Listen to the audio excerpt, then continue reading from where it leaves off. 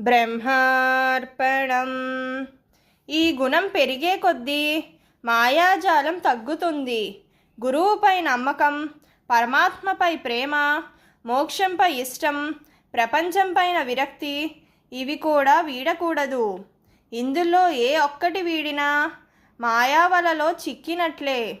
ఎన్ని ఆటంకాలు వచ్చినా వాటిని వదలకపోవుటే మాయా విమోచనం. మాయ గంగలో మునిగితే వదిలేది కాదు.